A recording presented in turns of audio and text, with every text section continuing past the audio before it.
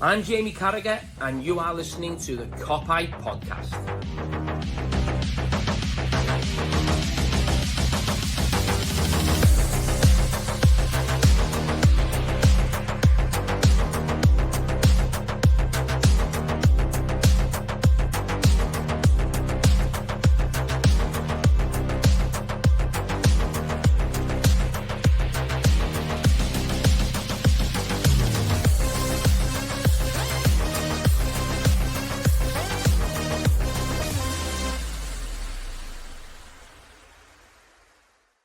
What is happening, everyone? Welcome back to the Pint podcast and Pod and a Pint episode 12.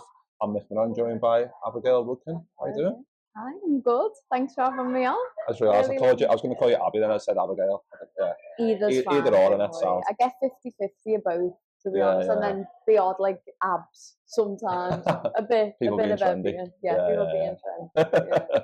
How are you doing anyway? All good? Yeah, I'm all good. Made up for yesterday. Anfield was bouncing, so I feel like we've won the league now. People will be calling me a jinx now, won't they? No. I think you want to believe it, but you don't you? That's the What's the point in not enjoying it? Yeah, that's the thing. You've got to enjoy it. I understand the stress and the anxiety around it. You've just got to enjoy it. And, you know what I mean? It's when you spend too much time on social media, like people can talk you into like they convince you, don't being depressed and that. And it's like you've got to have some. Footy isn't meant to be enjoyed, so why not just enjoy it? Yeah. I mean, you don't want to get too far ahead of like what could be like and all that, but we're in a strong position, which we'll get into in a minute because we've got an opening question, which we always do, like an open starter question. So this is, if you could meet one of the people you've made artwork of, who would it be? Obviously, you've done Klopp and met Klopp, so I mean that's the default easy answer. Klopp would have always been the answer, which was the thing that it actually did happen. And when I was meeting Klopp, Van Dijk was there, so I would have said Van Dijk, but because Van Dijk was there and I showed him up, and I'd love to like. As Van Dijk said at the time, like, oh, have you not got one for me? I was a bit like, oh God, I'd love to do one for Van Dijk. So now the thing with me is, I want to get one to Van Dijk now, you know, and go back and meet him. But there's obviously like, there's like Stevie G and people like that I met Stevie when I was like 2. He came, I think my dad was holding me outside like the Kenny Dalglish stand where they used to come out to their cars. And Stevie come over and like stroked me on the cheek and called me a cutie. And I was like 18 months old and my dad was like, that's it, you have to go back and see him now with one of your paintings. So that's one of my aims, is like get Van Dijk one. And I'd love to be able to meet Stevie and give him some artwork. I've never met him, but it's one of them. I think there's very few people that I'd like be starstruck with. Obviously Klopp's one of them, but like Gerrard and then Van Dijk would be the main. I nearly cried with Klopp. I could feel myself like because it's funny because they always say don't meet your idols, but because he was everything you wanted and more, like he was that nice and that lovely that it was like, oh my God, this is actually real. And I could just on the video I remember people saying to me like, you could tell you were gonna go, but I had to and, like hold myself. But it's mad. Stevie would defo be one that would be that's what, because with Klopp as well, like because people I've always said, like, obviously before you met him and stuff, and like even now that he's the same as he is on like press conferences and stuff, and he's the same like larger than life character and all that. So like I don't know, like meeting him because he's a big fella as well, like 6'4", isn't he? Yeah, I look tiny. If anyone's seen it, I literally look tiny, and I got photos of Van Dijk and him. And everyone was like, God, you are literally like 4 foot. I was like, no, I'm 5'1". 5'1's not exactly dead tall, but Jurgen towered over me. But, I think he's 6'4". And his teeth looked even bigger in person and everything. I was bigger like, wow. Yeah, bigger and brighter. Literally though, it's mad. Oh, boss. Well, if Van Dijk then is the next on the list, Stevie. I think Stevie would be. I think he's just the main fella. I guess for like my generation anyway, Gerrard and probably generations after would be. I don't know, Salah's and Van Dijk's and that, but Salah's one as well. I didn't even think to say Salah's one that I've painted loads. Do you know what? I'd just love to be able to meet Salah because he just seems so genuine. Just like a down to earth, proper genuine, down to earth person, and I feel like he'd be nice. There's always that fear of like showing someone your work. That was the dread of going into it, going in the actor with that paint. I was thinking, imagine he's like, oh thanks, that's nice. You know what I mean? Like the dread of someone like upsetting your feelings with something like that you worked dead on them. But I can imagine Mo to be dead genuine and dead nice, you know what I mean? Like, even if he didn't like it, I can imagine him being like, I like it, you know what I mean? And my feelings wouldn't get hurt. that's a big part of it for me, not getting me feelings hurt. Oh no, of course, because it's something you don't want to. I'm sure you've had that process as well when you probably when you started and stuff, and when you're creating stuff. It's getting that first, like, people starting to see it, Yeah. and you want that positive reinforcement and that, don't you? You don't want people to say, "What's that?" Or you know. That's what it's like with the internet. Though, when you first start out, everyone that follows you tends to be nice, but as it goes to wider audiences, and the more I've spoke about like Liverpool on podcasts and stuff, like all of a sudden it's she's in John Henry's pocket because I said that the midfield is fine without the number 6 coming in and stuff like that. You know what I mean? Sometimes the tide will change then where people like will be nasty, but they're doing it because, like, I've noticed Man United fans have started following me now, but they follow me just to comment. Offensive stuff, you know what I mean? But the internet's just a mad place though, isn't it? But like you've said, you look for positive reinforcement in these things to make sure it's like worth it to keep going, you know what I mean? And keep putting our work out there. But it's hard, don't it? Because like I watched I think it was Have a Word, like Adam Rowe was talking about like posting clips of like his, like, I don't know, one of his like specials or whatever, and he gets all these nice comments, and then but he only gets one that says like something bad about him. And he doesn't want to let it affect him, but it's hard not to. Yeah, that's the one. I don't know how it can affect you in that way. Yeah. Just some random fella probably like in the middle of nowhere. He hasn't got a clue. I know. Well, that's the weird thing about it, is you can get loads of nice comments and then you'll just see one that's offensive and you're like, but it's mad because the worst part of it is if you've thought something similar and then you've gone, oh no, it's probably not wrong or whatever, and then someone like confirms that for you, even though everyone else is being dead nice. You know what I mean? Like sometimes it's like if you do podcasts and stuff and someone says like you stutter and no one picks up on it, but one person comments like, couldn't get your words out there or whatever, and you're like, oh no, because you've thought it, and then someone's like added to it, basically. But yeah, the internet's a bit of a scary place for stuff like that. Well, it makes you, when you do pods anyway, you have to realise that you've got like little habits that you don't mean to do. Like I was on Anfield Rap a few weeks ago, and I think when I get a little bit nervous, I say like a bit more. I'm the same. I always get people saying I say like too much. Yeah, I think it was one of the top comments was like, or what the newest one I saw was like, just have a drink every time Mick said like, and now I'm pissed. I was like, you know what? It's funny. At least it's funny. It's funny, obviously, but like it goes. Ones like that, I don't mind, but sometimes it's when people are like, oh God, that girl, like all she does is say like, it gets on my nerves. They're worse. Whereas if someone makes a joke out of it, you're a bit like, you can accept it a bit more. You can make a joke out of it, even though they're saying the thing that you thought anyway. Yeah, and you're thinking, oh, now I do say it, and then you're trying to consciously not say it, but then it's harder, isn't it? Yeah. It just pops in. Then your brain is telling you to say it every sentence, but you're realising it as you're saying it now. Yeah. I hate that. The internet's horrible. You get into a vicious circle, don't you, at all? But yeah, it is mad. I mean, it's bossed like Twitter, like, especially when Liverpool are winning, like you can go on and you can spin like your happy little line, like liking everyone's post because it's all good stuff. Like any slight negative, exactly. Any slight negative, like if we draw or whatever, like over recent games like Villa and Everton, like the world's gonna end. I honestly think that there's a certain section of our fan base on the likes of Twitter that are just there to want us to fail. Like, do you ever get that where they want their point to be proven, that we should have made more signings, we should have got someone in January, and they want us to almost fail? Like, I seen someone had deactivated their account, like, because their point's not being proven, do you know what I mean? And they're only there to be negative. Like, all they thrive off negativity and going at anyone that's being positive, do you know what I mean? It is weird. I couldn't live like that constantly, but I'm so bad at rising to it. I know, it's hard. It is hard, isn't it? To people. But I think it's like an outlook on your life, though. It's like, do you want to be positive and like try and enjoy it, or do you want to like go, oh well, this might happen and this might happen, and worry about it? Like, I get that is part of it, and we all deal with stuff in different ways and all that. So, but it's the excessive nature of like some people who are just like, oh, well, what if this player gets injured, and what if we lose them 2 games, and what if Arsenal win them 10 games? It's like I get like you want to like protect yourself from what could happen in the future, but I'd rather surround myself with like similar-minded people that are going to be thinking positively. Yeah, I think the 3 contracts running out at the end of the season, that's caused people to like they use it no matter what. Like, you'd be talking about the January and we're like, no, I'll be like, no, we're fine. Like, we only need to win a certain amount of games, whatever, 21 points, we're fine.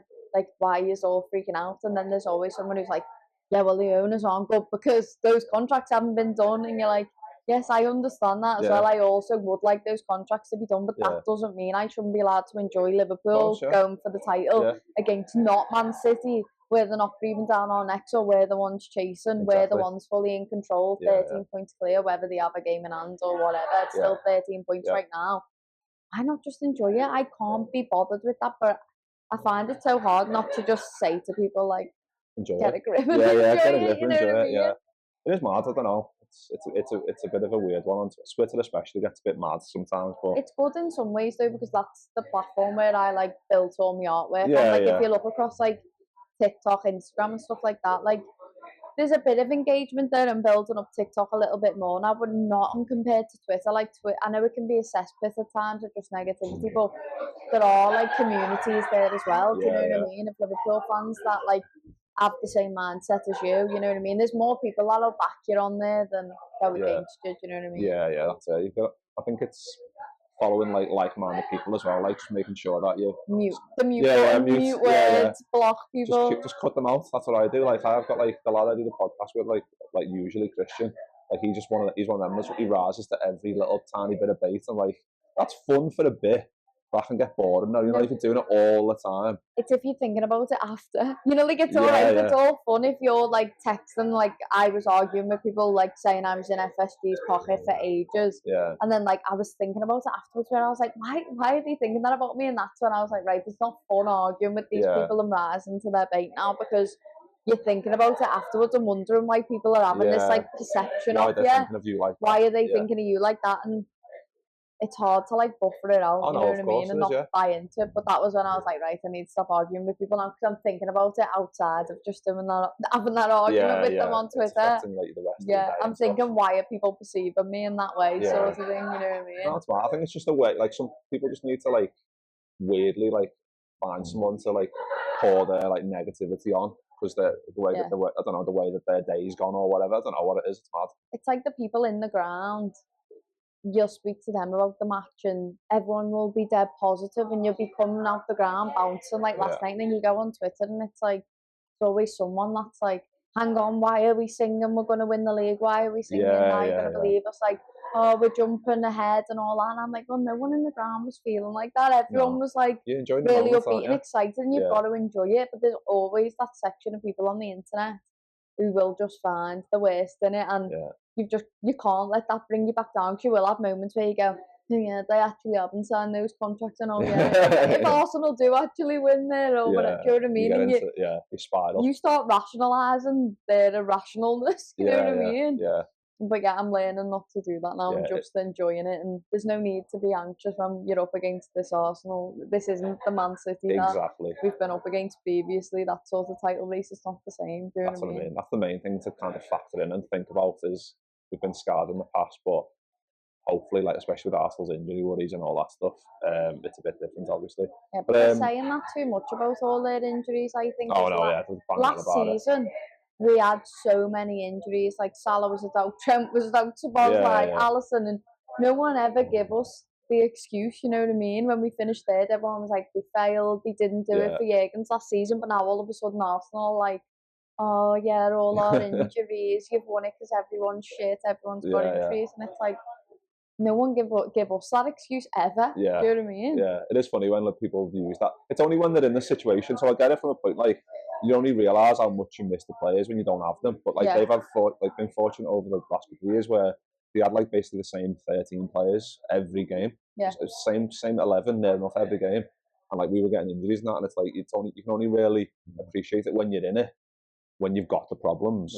But like then you can't then go, oh, we didn't appreciate it now that you've got all these problems. It's like, well, I think that's the way it goes. The frustration with Arsenal fans is they were battling us for top four, whatever, years and years ago. Then we've rose with Jurgen, gone against City for titles for years and years, won a Champions League, won a league, that sort of thing, had Champions League finals while they've been trying to battle to get there. Then we've had a drop-off where the midfield stagnated, we didn't make signings really, and they've gone up against City. Now we've managed to rebuild. Jurgen's left and they've expected a collapse. Slot's come in and they're expecting a rebuild. Obviously, we had the new midfield and all that from 2023, but still. And now we're looking like we're going to beat them to the title. And I think that's why, like, Arsenal fans are fuming on social media, because we've gone once, fell and gone again. Yeah. You know what I mean? We've gone back up again, and they've still not managed to break that title. Do you know what I mean? Yeah. So they thought this was going to be their season, didn't they? Like in essence, because they thought like with Klopp going that we were going to drop off and that. So they're using any excuse that they can in terms of injuries and stuff like that, which they've never let us have before. But yeah, let's talk about the footy then. And Liverpool, obviously 5 games in 15 days, so it's been a bit crazy.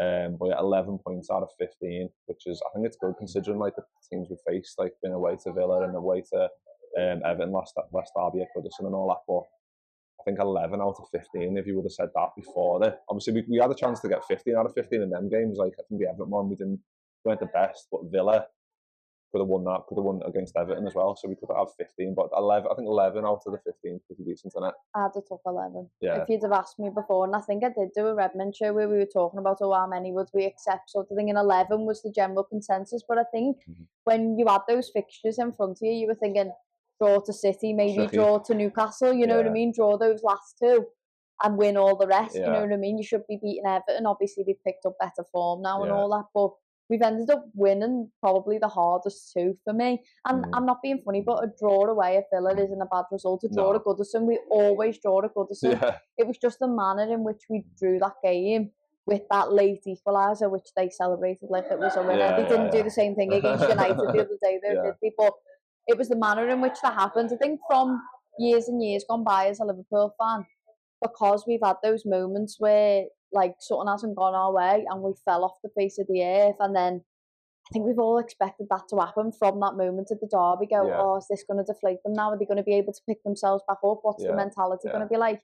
Then we struggled a little bit against Wolves, we did, but we did win the game, don't get me wrong, but I was so nervous that whole game. I think all of us were shaky. That second half was horrible. And I just feel like it was the moment of, can we keep that mentality and the mental health of the players to not feel like they're gonna drop off the face of the earth again. And you could feel the anxiety in the ground on that Wolves game. And then obviously you go and draw against Villa, and that City game feels like a catalyst for me for us to just run away with it now. And I touch wood, I don't want to be overconfident and all that, because all of this could come and bite us back in the arse. But that City game, how nice is it to just win like 2 games on the bounce, 2-0 comfortably, clean sheet, 2 goals. And last night against Newcastle, 2 players from the midfield have scored, you know what I mean? Like all the Arsenal fans are cry arsing over a striker, and we've got Szoboszlai and McAllister there scoring goals for us, you know what I mean? And they haven't scored in a few games. And, you know, I think that's just the confidence boost that we needed, but there was no way you could predict Arsenal. I mean, you probably could. Forest are a good side, but Newcastle beat them the other day. They nearly come back. But I don't think there was any way I could have predicted that. Even though they got beat to West Ham, I was still expecting them to get a win there and pick themselves back up. The anxiety of me in the ground when it was on the tellies downstairs on the concourse, and I'm checking my phone. I did say to myself, not checking my phone and focusing on Liverpool, and want to sing dead loud for Liverpool. Every 2 minutes, me and my dad were like, what's the score? What's the score? And then we're going to win the league. That went off the moment it was full time there. It was just electric, unbelievable. Yeah, well, it's like I said, the back-to-back 2-0 wins. I think it was just nice because we've had like a bit of a weird stage in the season where we were conceding more goals, like conceding more chances, I guess, and then conceding more goals. Like sometimes, like especially Villa, like 1-0 up and then they score 2 chances, they score 2 or 2-1 down at half time. You're like, what the fuck? Sloppy goals. Are we 2-1 down? So like, I'm glad that we've like obviously won the games, but like getting the confidence back in like the back 5, that back line to like confidence in themselves that like you can keeping those clean sheets. Obviously Van Dijk and Konate have just been unbelievable, haven't they? Like especially when they're coming up against. We thought it was going to be Isak, obviously was injured. Like coming up against Wilson, who's still a decent forward, and the players we've been coming up against, you always just fancy Konate and Van Dijk just to deal with anything, don't you? Yeah, they are the best centre back pair in the whole of Europe, if not the world at the minute. And even Konate said that the other day in an interview, didn't he? He said, "Yeah, I do think we are the best, and we're so lucky in that." I think Konate is another one whose contract runs out in like a year and a bit. I think so. There's always those worries in the back of your mind, but how amazing to just be able to enjoy them right now. We were probably lucky that we didn't come up against Haaland and we didn't come up against Isak. All of a sudden, Haaland literally played the next game, which makes you wonder what all that was. But maybe you can call it luck, but maybe they still wouldn't have had those opportunities because the likes of Konate and Van Dijk have managed to shut out the likes of Haaland out before. Yeah. Do you know what I mean? Isak's played well against us at times, but I just, whether they played or not, Haaland or Isak, I still felt confident enough that they'd be able to deal with it.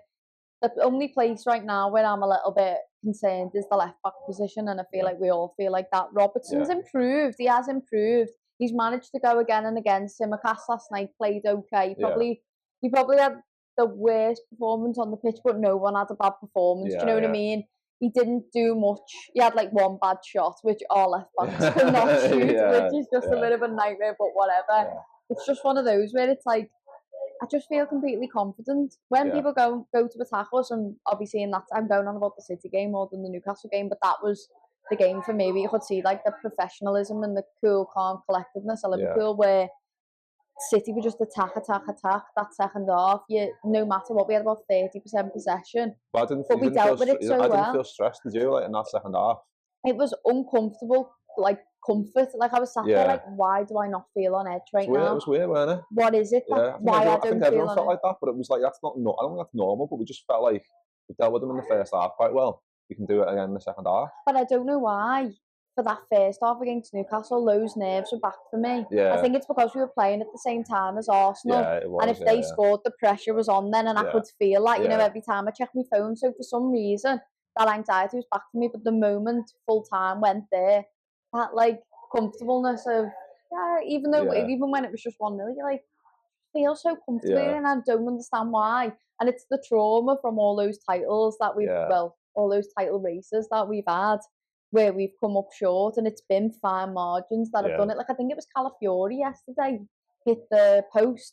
Stuff like that completely changes your title race. Do you know what I mean? That they are moments we've had where like John Stones has cleared it off the line and things like that.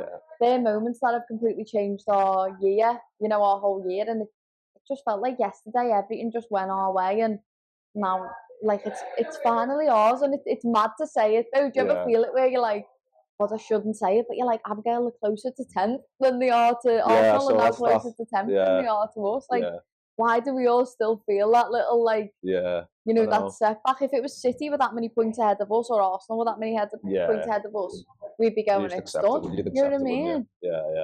No, it is. It's difficult because I think, especially like you said, 13 points clear. Obviously, like you mentioned as well, Arsenal got a game in hand. But yeah, like the fixtures we've got coming up as well. Like obviously we've got a bit of a break Premier League wise anyway. Like we've got Southampton on the 8th, I think, and then Arsenal don't play till the 9th, so we could be 16 points clear. Obviously they'll have 2 games in hand for the day, and then they'll play, I think, United away in it on the Sunday. And that's actually difficult for them now, no matter how hard, how shit, United are, and how much better Arsenal are. That's still a fixture where still a difficult one. I think all the United fans would like Arsenal to probably. They'll just be like, smash us 3-0. They don't care. Yeah, they won't care. But I felt like that about the City fans the other day, because there's that whole weird rivalry going on with the humble thing and all that. A lot of the City fans have just been like, let Liverpool have it, which is weird. Do you know what I mean? It's most City fans on like online anyway that you've seen like going like, let's just let Liverpool win it. You've never seen that. Obviously, because the title race we've been in with them, it's the first time I've seen them going, God knows what Arsenal fans have done to them for them to just be like, right, we can't be asked coming up against you anymore. But it's mad.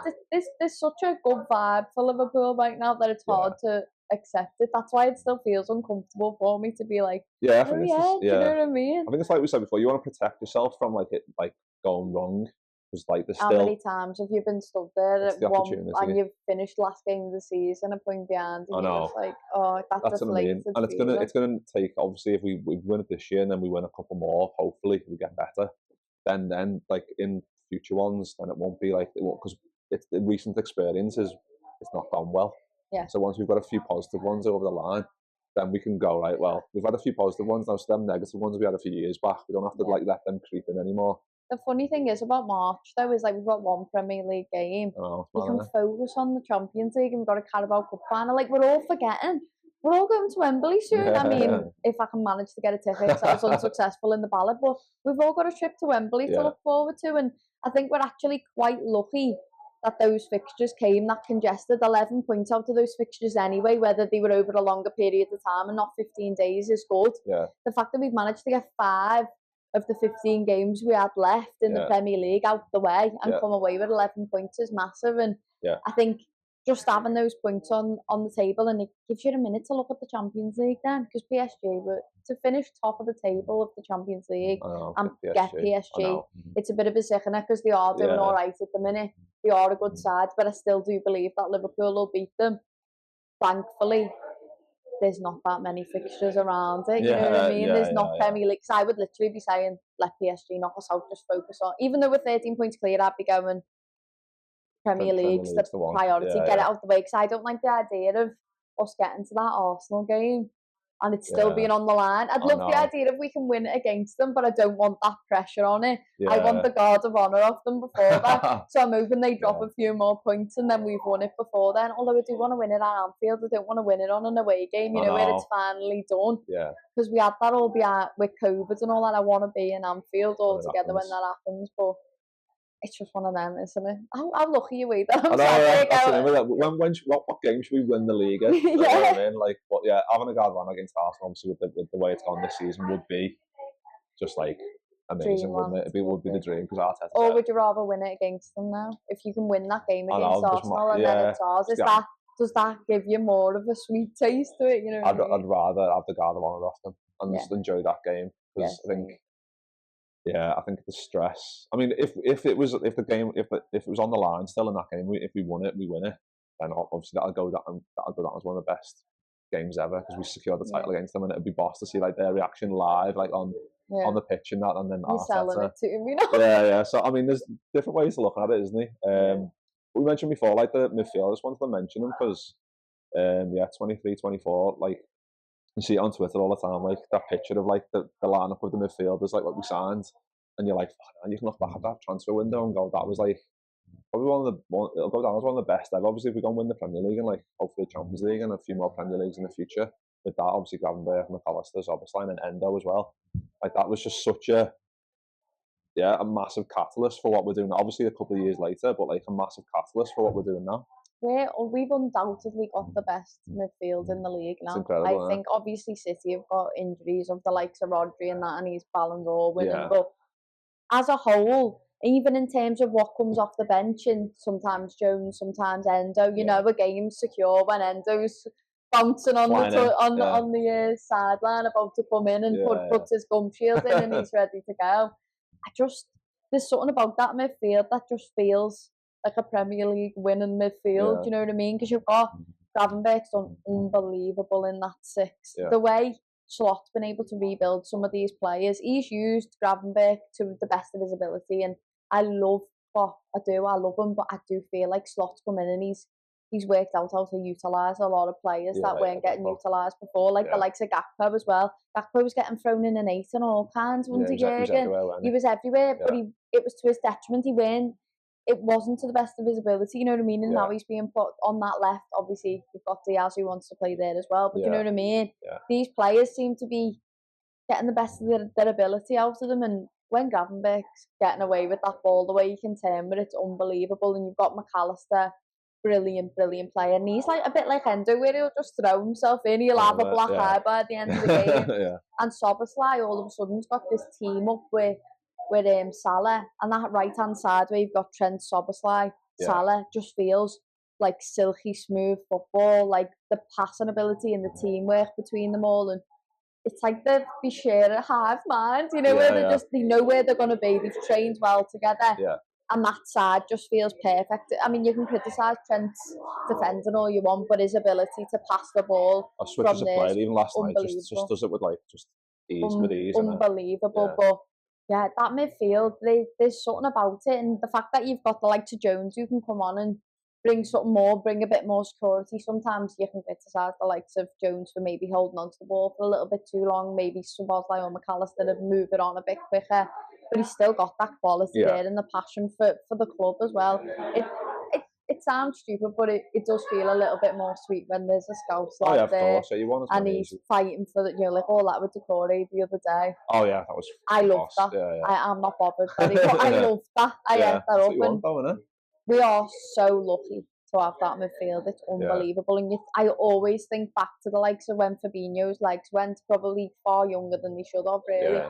Henderson, that midfield, and Milner's age, you know, like that midfield had just stagnated. It was just bland and the legs had gone on it.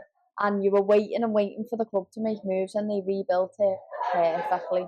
And when you look back, it was a bargain. When you look at how much we paid for those players, and last night they were unbelievable. So I was like, someone's finally told him to shoot it, because sometimes he's stood there looking for the pass, and you're like, just shoot yourself. And now he's doing it. Yeah, I think that's doing it because I think last night was the first time back-to-back like Premier League goals weren't it for him, and I think he got told after the game, and I don't know if he was a bit surprised by that, but he said like, I haven't been here that long, like that was kind of his answer, and it's like, I think I've seen that now. I was like, yeah, that's fair enough, but like I think he's always had the work rate and the energy in that, but like we wanted him, we know how good his shot is, we saw that against like the Newcastle goal always springs to mind, there's one against Villa at home. For Hungary.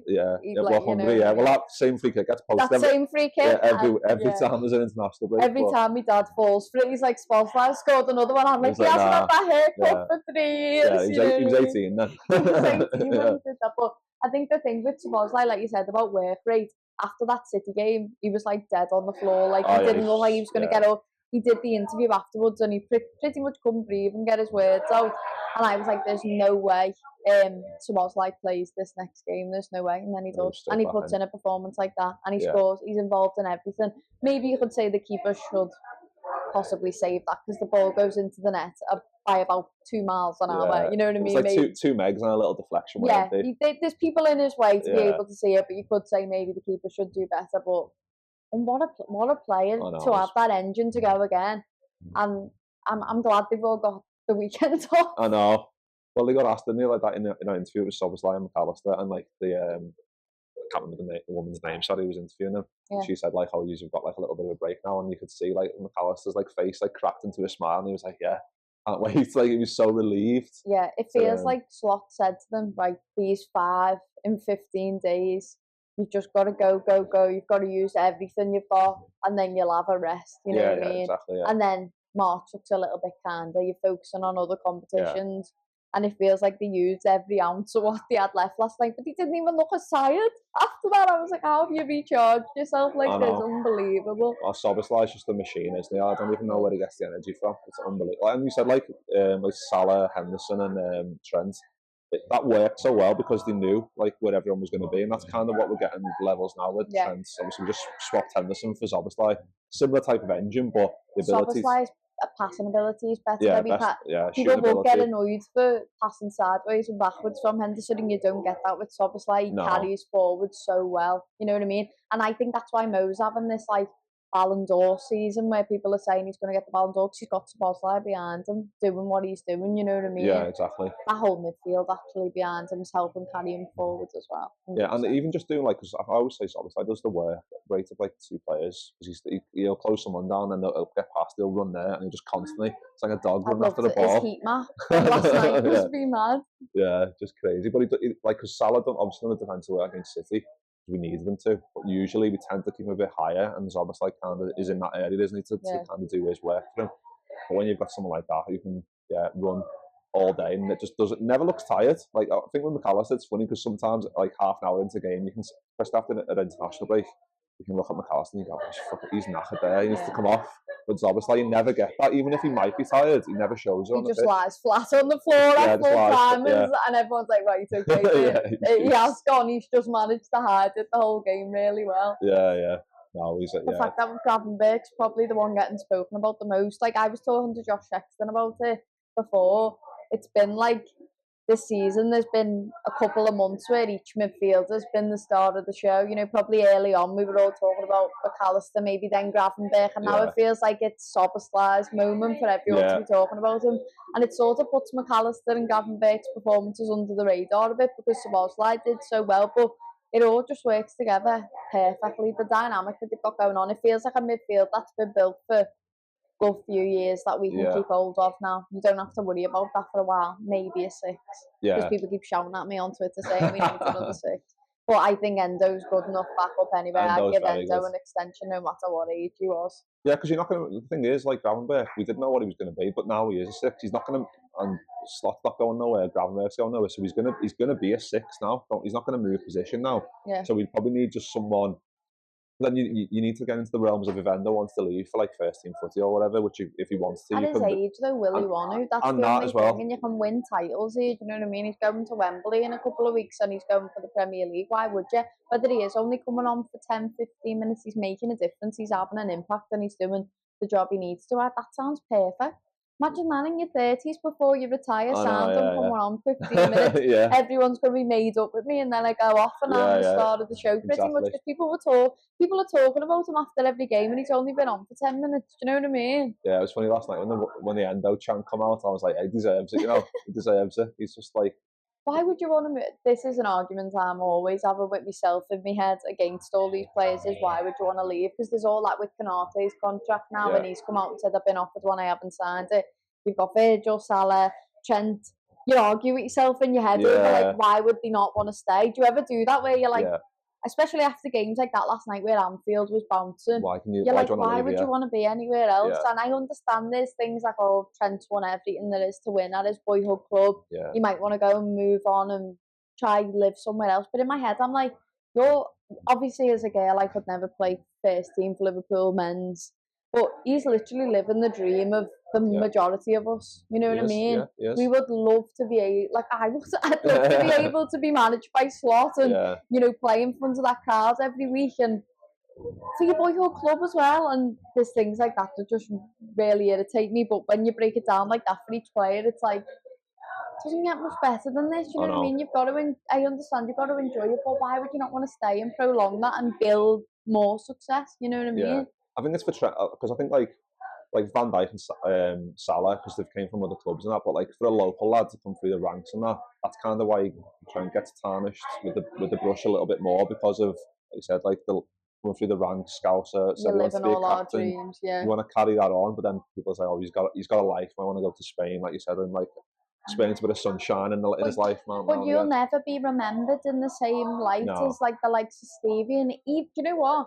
Listen, Jamie Carragher was a good player and all that, but he's thought of as he's of high esteem at Liverpool. Do you know what I mean? And then you've got Michael Owen, who literally won the Ballon d'Or, and we all can't stand him. You know, I mean, that comes from going to United and all that, but there's like McManaman and that, and you're just like, Sam, whatever, but we haven't got that affiliation with you anymore. You know what I mean? And I feel like Trent's really running the risk of. Losing that. He doesn't look like his head's gone though, because he did go through a little bit of a phase when he was strolling around the pitch and didn't look like he could be arsed, but he's picked that back up a little bit now. He looked better last night. I thought like he was flying into tackles and like when their wing was like running past him, he was running back full speed. Like it's the not getting back at full speed. I think that's probably something Slot spoke about. I was worried about him against the likes of Gordon as well, because he's never done well against them. He's so good, isn't he? Ozzy did all right on the weekend against did he do all right against Decore? I think Decore got past him a few times, but because Decore doesn't have any quality at all getting past someone, we were all right. We sort of got out of jail with it. That's the only thing with Trent is players do them all the time, you know what I mean? They do get past them, but in terms of the contracts, I know I've turned this into about the contracts and like one of them on Twitter, but if you lose Van Dijk, you lose that stability at the back, and like we've just said, the best centre-back pairing in the world, and you do lose games. If you lose Van Dijk, you can't replace that. Salah makes up for like 60% of our goals. You lose that, you might not win games. Whereas Trent, beautiful ability of passing the ball, dead creative.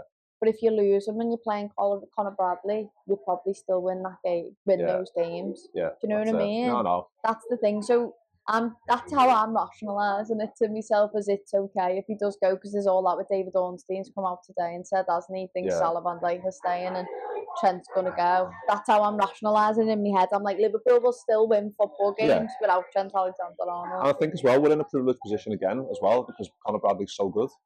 Like if we had injury prone now, that's the only thing. Would you sign another one? That's a fair. Say Trent goes. This is an argument I had before. Would you sign a first team, first 11 right back, or are you just trusting that Bradley will hopefully not keep picking up these injuries, be the first team, and just have someone who can back him up? I had to go for a backup. I think Bradley's ends. He's shown how good he is.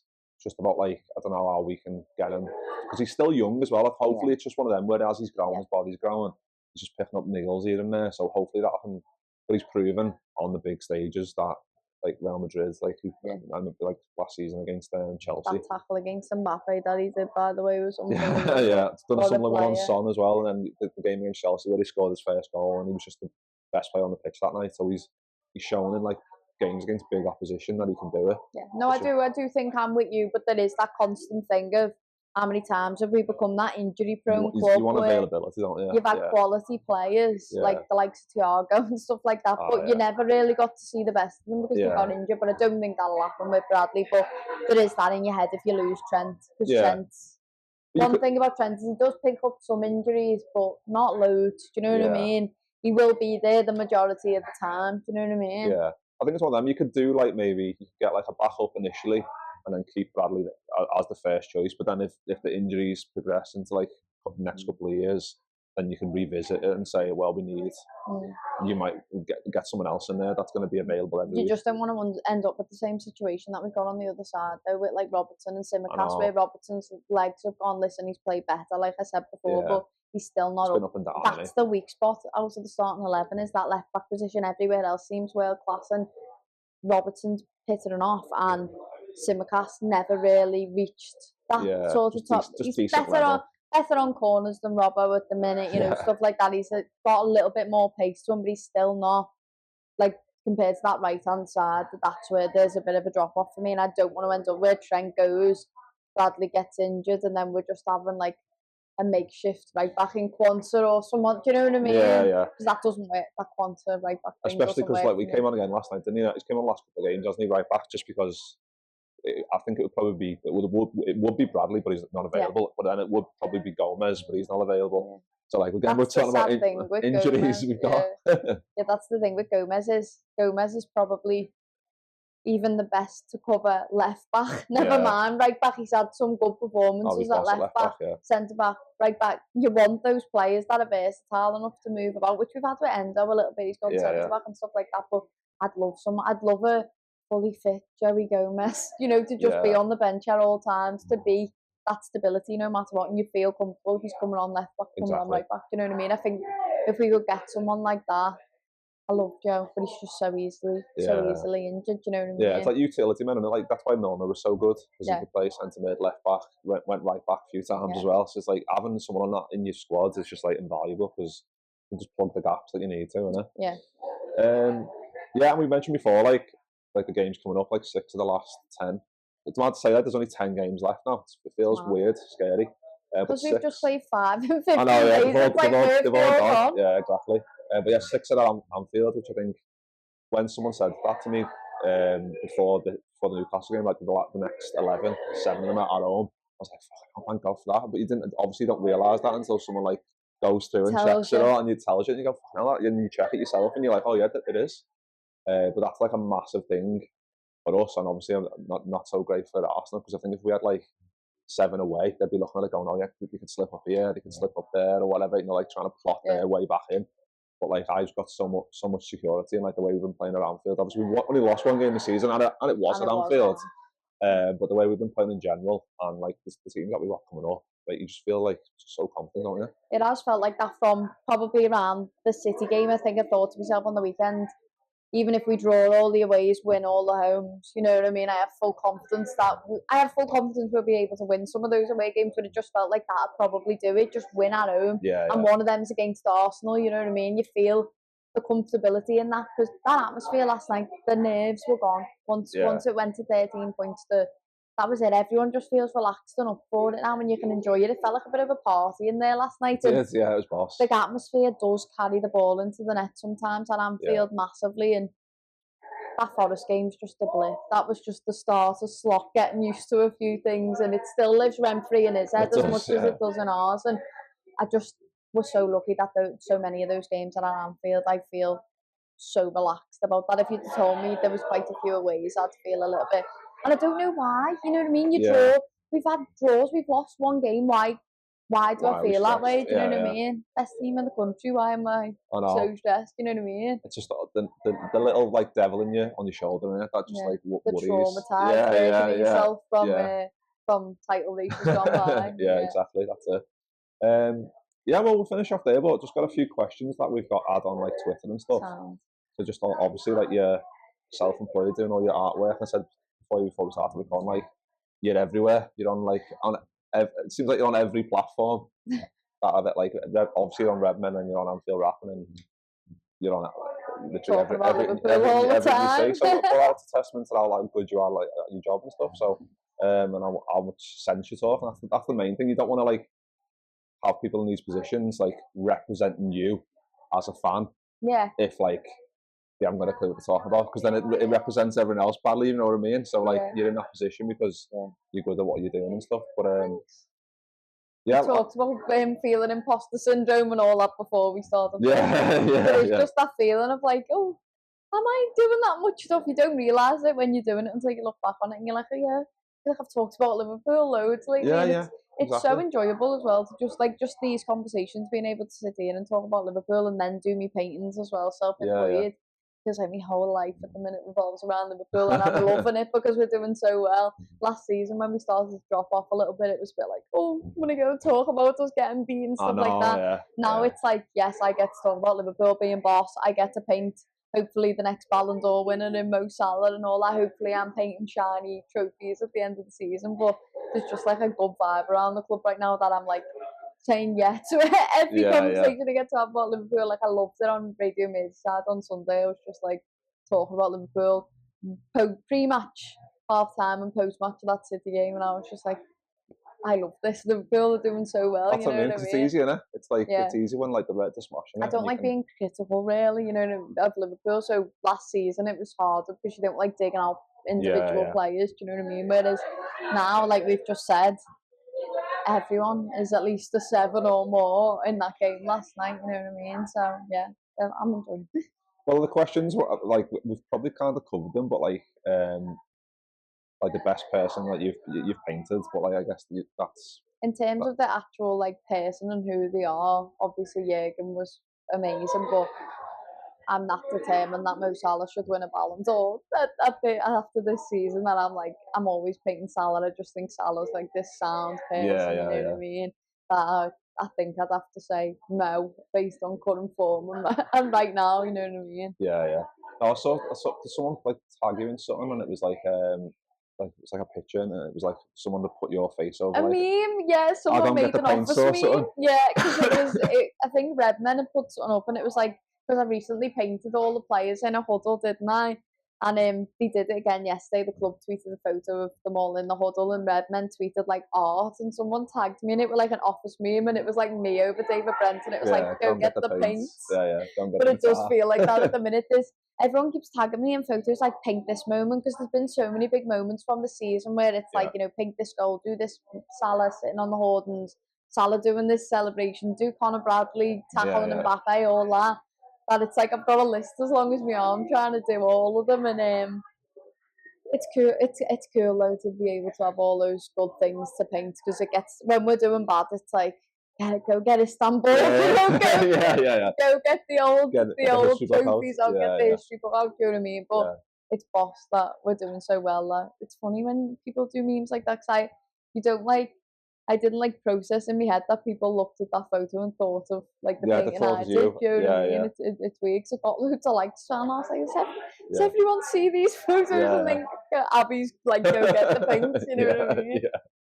No, well, hopefully there's more to come. Obviously, like we mentioned, like the Premier League and stuff, and we're doing like Champions League coming up soon as well. So there's hopefully loads and more moments coming up. Like fingers crossed that Van Dijk lifting the Premier League trophy. Like, did you see the interview where he got asked like, it was like I had like a question where he said, who was the last last Dutch Premier League lifted up the Premier League trophy, and he didn't know, and then he was like, yeah, you'll be the first one. He looked, his face lit up, didn't it? So like that moment will just be incredible, and especially like because obviously, I mean, we mentioned like the last time we won it and we didn't get the parade and all that. So there's going to be like all the pictures from that. There's going to be like the trophy lift at Anfield and like more ready getting ideas. Fans in the stadium. Like it's just going to be. It's going to be an incredible few months, hopefully, for us. Even Wembley, hopefully. Even Wembley, Wembley.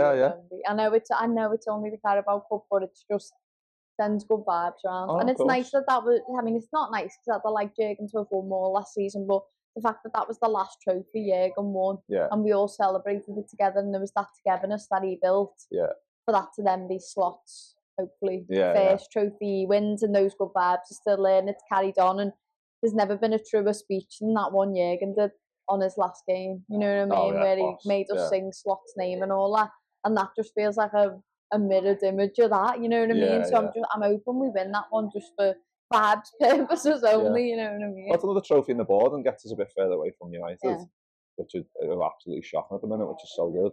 But like it gives us, like you said, confidence in the players. Like we are good enough to win these trophies, and it gives you the boost. Like even if it's just psychologically, a boost going into the rest of the games, doesn't it? So exactly, it's one of them. Carries you through, doesn't it? Yeah, like exactly. that. Silverware at the end of the day.